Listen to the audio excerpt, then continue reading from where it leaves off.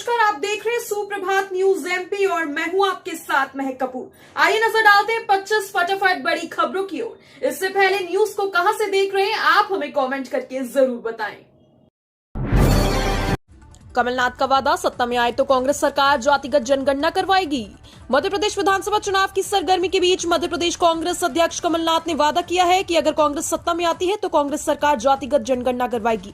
कमलनाथ ने कहा कि मध्य प्रदेश के हमारे पिछड़ा वर्ग के परिवारों के जीवन को खुशहाल बनाने के लिए मैं वचनबद्ध हूं। उन्होंने कहा कि कांग्रेस सरकार पिछड़ा वर्ग को न्याय सुनिश्चित करने के लिए जातिगत जनगणना कराएगी।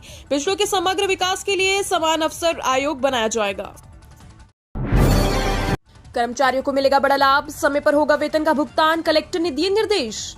मध्य प्रदेश के कर्मचारियों के वेतन पर बड़ी अपडेट सामने आई है। इधर से उन्हें समय पर वेतन का भुगतान किया जाएगा। इसके लिए कलेक्टर द्वारा दिशा निर्देश जारी कर दिए गए हैं। आहरण संवितरण अधिकारियों को निर्देश जारी करते हुए समय परिवर्तन का भुगतान करने को कहा गया। मध्य प्रदेश में विधानसभा चुनाव की तारीख का ऐलान हो चुका है। नवंबर में चुनाव होने हैं, जिसके लिए आचार संहिता लागू कर दी गई है। मालवा में 4 नवंबर को होगी प्रधानमंत्री मोदी की चुनावी एंट्री। प्रदेश की मालवा निमाड़ में 86 सीटों पर भाजपा नवंबर में पहले सप्ताह में फोकस करेगी। मालवा पट्टी के शहर रतलाम में प्रधानमंत्री नरेंद्र मोदी की सभा होगी। प्रधानमंत्री 4 नवंबर को विशेष विमान से दोपहर 1:45 पर इंदौर आएंगे। वे हेलीकॉप्टर से इंदौर से रतलाम की हवाई पट्टी बंजनी में जाएंगे। यहां से वे रोड शो करते हुए खुले वाहन में सभा स्थल पहुंचेंगे और 2:45 पर सभा को संबोधित करेंगे। इस दिवाली घर को रोशन करेंगे इको फ्रेंडली प्रोडक्ट। गोबर से बने सुंदर सामान की मार्केट में धूम।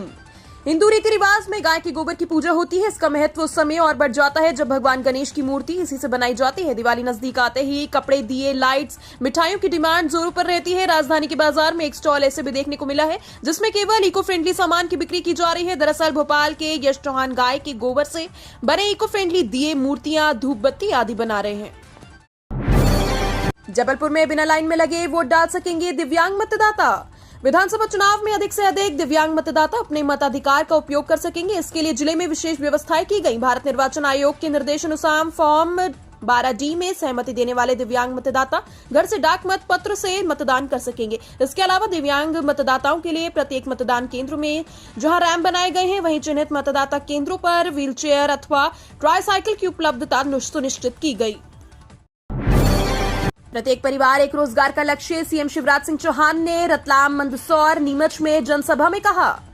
मुख्यमंत्री शिवराज सिंह चौहान ने मंगलवार को नीमच जिले के जहांतला, मंदसौर जिले के गरोठ, रतलाम जिले के जावरा और आगरमालवा जिले के नलखेड़ा में जनसभा को संबोधित किया। गरोठ में उन्होंने कहा कि अब हमारी नई सरकार का एक ही लक्ष्य होगा कि प्रत्येक परिवार एक रोजगार। लाडली बहनों को स्व सहायता समूह के माध्यम से लखपति बनाएंगे। इसके पूर्व सीएम शिवराज सिंह चौहान ने जहांतला में कांग्रेस को जमकर आड़े हाथ लिया। उन्होंने कहा कि कांग्रेस ने महिलाओं का अपमान किया। 2 विषय की उत्तर पुस्तिका का फिर होगा मूल्यांकन। कम पूर्णांक मानकर शिक्षक ने मास्टर इन जर्नलिज्म की 2 विषय की उत्तर पुस्तिका का मूल्यांकन किया। गड़बड़ी की वजह से कई विद्यार्थी फेल हो गए। आपत्ति के बाद देवी अहिल्या विश्वविद्यालय ने जांच करवाई, जिसमें शिक्षक की लापरवाही सामने आई। विश्वविद्यालय ने दोबारा इन दोनों विषयों की उत्तर पुस्तिका जांचने का फैसला लिया। यहां तक कि शिक्षक को ब्लैकलिस्ट करने का विचार किया है। वैसे परीक्षा समिति की राय लेने के बाद रिजल्ट को संशोधित किया जाएगा। कांग्रेस जन आक्रोश यात्रा की तरह चलाएगी महाजनसंपर्क अभियान।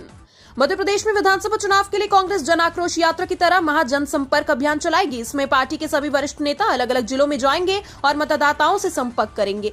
वह ठीक वैसा ही होगा जैसे जन आक्रोश यात्रा में किया गया था। जिला स्तर पर नेता जनसंपर्क अभियान के अंतर्गत पार्टी के वचन पत्र को जन जन तक पहुंचाने का काम करेंगे। उसमें उन प्रमुख गारंटियों की बात होगी जिनमें कांग्रेस सरकार बनने पर सबसे पहले लागू किया जाएगा।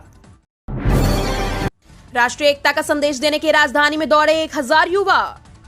लौह पुरुष सरदार वल्लभ भाई पटेल की जयंती राष्ट्रीय एकता दिवस के उपलक्ष्य में एनसीसी कैडेट, जोश से भरे युवा और एनसीसी के अधिकारी कर्मचारियों ने मंगलवार को दौड़कर राष्ट्रीय एकता और सद्भावना का संदेश दिया। राजा भोज सेतु से आरंभ हुई दौड़ 5 किलोमीटर की यात्रा पूरी कर शौर्य स्मारक पहुंची, जहां समापन हुआ। एकता दौड़ का आयोजन भोपाल ग्रुप एनसीसी द्वारा किया गया। बुरहानपुर विधानसभा के 3 और नेपा नगर के 2 प्रत्याशियों के नामांकन फॉर्म निरस्त।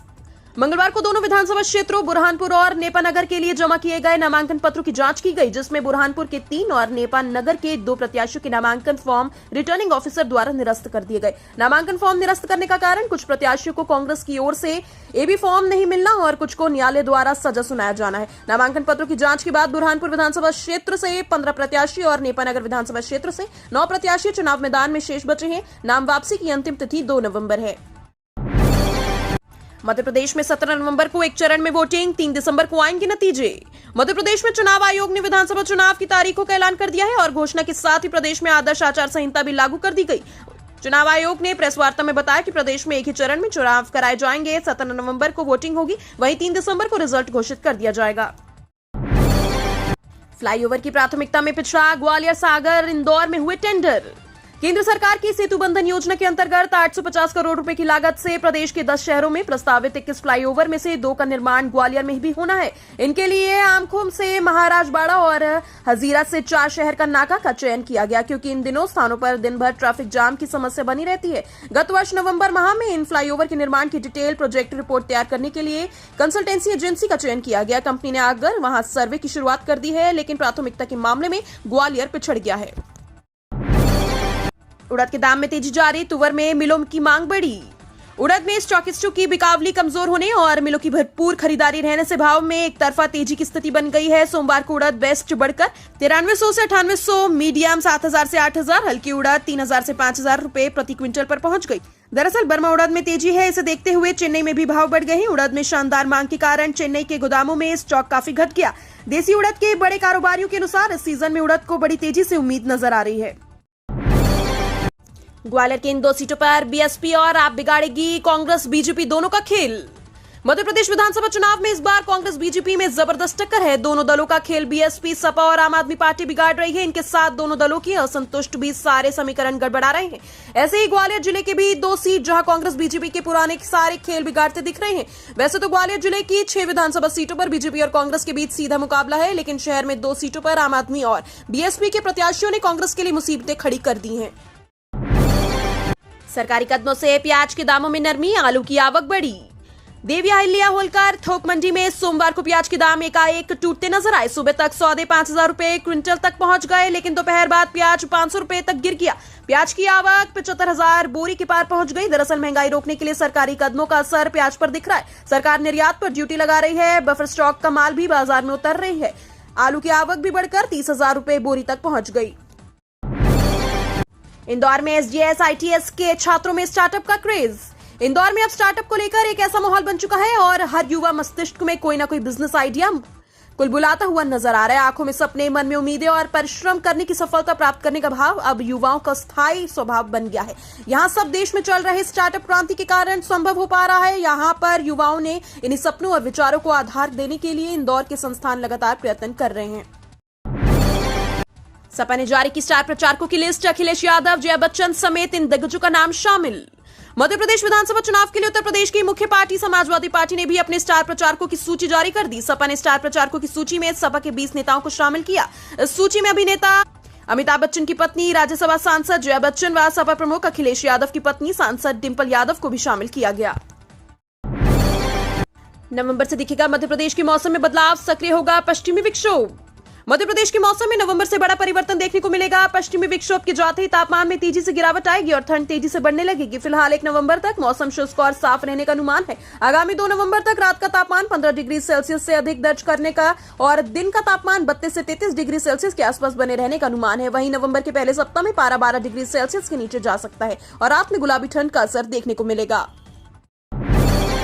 एमपी चुनाव 2023 में अवैध कैश परिवहन पर पैनी नजर। ग्वालियर में 2 कारों से 18,50,000 रुपए जब्त। विधानसभा चुनावों में पैसों के लेन देन और कैश के अवैध परिवहन पर पुलिस और जिला प्रशासन की पैनी नजर है। ग्वालियर जिले में निर्वाचन आयोग के निर्देश पर गठित एफएसटी लगातार चेकिंग कर रही है और इसके परिणाम भी सार्थक आ रहे हैं। इसी क्रम में ग्वालियर की टीम ने भितरवार थाना क्षेत्र में 2 अलग अलग क्षेत्रों में चेकिंग के दौरान कारों से 18,50,000 रुपए जब्त किए। कैश ले जा रहे लोग उसके दस्तावेज या सही कारण नहीं बता पाए, इसलिए कैश को जब्त कर लिया गया। सीतापुर की जेल में कैद आजम खान को सपा ने मध्य प्रदेश में बनाया स्टार प्रचारक।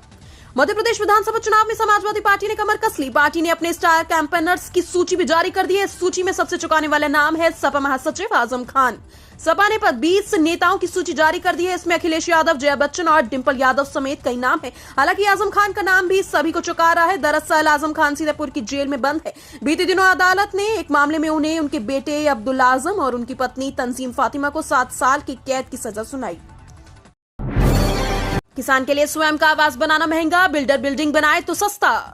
आप विश्वास करें या ना करें, लेकिन इंदौर नगर निगम क्षेत्र में कृषक के लिए अपनी ही जमीन पर स्वयं के लिए मकान बनाना उसी जमीन पर उसकी बिल्डर के माध्यम से मल्टी या कमर्शियल कॉम्प्लेक्स बनवाने जैसा महंगा है। निगम से स्वयं के आवास का नक्शा स्वीकृत कराने के लिए कृषक को मल्टी या कमर्शियल बिल्डिंग के मुकाबले 20 गुना से ज्यादा शुल्क जमा कराना होता है। स्वयं के आवास के लिए 1614 रुपए वर्ग मीटर शुल्क लगता है। बागियों को बनाने के लिए कांग्रेस का नया फॉर्मूला, सरकार बनी तो करेंगे एडजस्ट। मध्य प्रदेश विधानसभा चुनाव में टिकट नहीं मिलने की वजह से 1000 से अधिक नेता असंतुष्ट हैं। इन असंतुष्टों को मनाने के लिए कांग्रेस ने नया फॉर्मूला निकाला। इन लोगों को फिलहाल संगठनों में जगह दी जाएगी और सरकार बनने के बाद बागियों को मंडलों में एडजस्ट किया जाएगा। इधर बीजेपी का दावा है कि हमारी पार्टी में असंतुष्ट नेता नहीं है। असंतुष्ट नेताओं को साधने की जिम्मेदारी कांग्रेस ने पूर्व मुख्यमंत्री कमलनाथ, पूर्व मुख्यमंत्री दिग्विजय सिंह व मध्य प्रदेश प्रभारी रणदीप सिंह सुरजेवाला को सौंपी है। त्योहार के मद्देनजर भारतीय रेलवे का बड़ा ऐलान। करवा चौथ, दीपावली, छठ पूजा समेत अन्य त्योहारों पर ट्रेनों से यात्रा करने वालों की संख्या में इजाफा होगा। ऐसे में भारतीय रेलवे ने अभी से तैयारी शुरू कर दी। रेलवे द्वारा नई दिल्ली से पटना के बीच वाया कानपुर 32 स्पेशल ट्रेनें चलाई जाएंगी। इनमें कुछ के फेरे भी बढ़ाए जाएंगे। सेंट्रल स्टेशन पर भीड़ को नियंत्रण करने के लिए मुंबई, दिल्ली से पूर्वोत्तर जिले और बिहार जाने वाली ट्रेनों में समस्या के चलते ये निर्णय रेलवे ने लिया। इससे यात्रियों को काफी सहूलियत होगी। ग्वालियर में सबसे ज्यादा 23, दक्षिण में सबसे कम 12 नामांकन। विधानसभा चुनाव 2023 के लिए मैदान में उतरने सोमवार को नामांकन दाखिले के आखिरी दिन तक नामांकनों का आंकड़ा 105 तक पहुंच गया। इसमें सबसे ज्यादा दावेदार अभी तक ग्वालियर विधानसभा से सामने आए, जिनकी संख्या 23 है। सबसे कम नामांकन दक्षिण विधानसभा से 12 जमा हुए। ग्वालियर पूर्व और डबरा विधानसभा में बराबर 17 नामांकन प्राप्त हुए। वहीं ग्वालियर ग्रामीण विधानसभा में 22 तो भितरवार विधानसभा में 14 नामांकन आए। अब नाम वापसी का समय 2 नवंबर तक है, तो जांच में कमी पाए जाने और वापसी लेने पर संख्या घट सकती है। शिवराज का निशाना, बोले मध्य प्रदेश को बदनाम करते हैं कमलनाथ। मध्य प्रदेश के मुख्यमंत्री शिवराज सिंह चौहान ने कमलनाथ पर निशाना साधा। शिवराज ने मीडिया से बातचीत करते हुए कहा कि कमलनाथ मध्य प्रदेश का अपमान करते हैं। उन्होंने प्रदेश को चौपट प्रदेश कहकर मध्य प्रदेश और यहाँ की जनता का अपमान किया। उन्होंने कहा कि कमलनाथ जी का ये प्रदेश है ही नहीं, उनको मध्य प्रदेश से लगाव नहीं है, उनका नारा मध्य प्रदेश में गड़ा नहीं है और वो मध्य प्रदेश को बदनाम करते हैं।